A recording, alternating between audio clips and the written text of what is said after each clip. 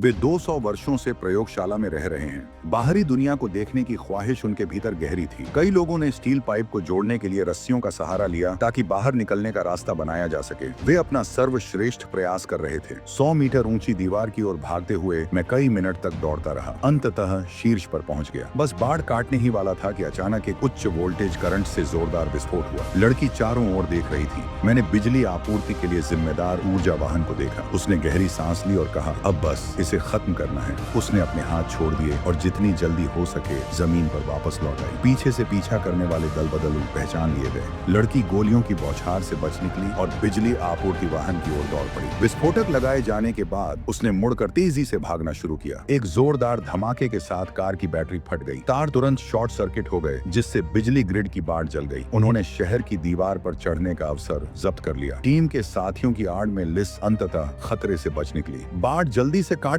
उसने कहा। जैसे ही मैं प्रयोगशाला के बाहर की दुनिया को गले लगाने ही वाला था, दुर्भाग्यवश साथियों को पीछा करने वालों ने गोली मार दी। उनकी सांसें तुरंत रुक गईं। नंबर 4 ने लिस को जल्दी से शूटिंग रेंज से बाहर खींच लिया। मौन का समय नहीं था। उन्हें भागने के लिए समय का लाभ उठाना था। दीवार के दूसरी ओर एक सीधी चट्टान थी। कुछ लोग सुरक्षित रूप से अंततः जमीन पर उतर गए, लेकिन मैंने बाहर की दुनिया खोज ली। ये उतना सुंदर नहीं था जितना मैंने सोचा था। 1 किलोमीटर चलने के बाद एक जीवंत जंगल और उसके पार एक स्पष्ट विभाजन रेखा उभर आई। सीमाओं के बाहर की पूरी भूमि प्रदूषित थी। नदी जो कभी साफ रही होगी अब दूषित और रंगहीन हो चुकी थी। वे आशा के साथ प्रयोगशाला से बाहर निकले थे, लेकिन अब निराशा सामने थी। आसमान अचानक तेजाबी बारिश से भर गया। ये विकिरण से भरी हुई थी। बहुत दर्द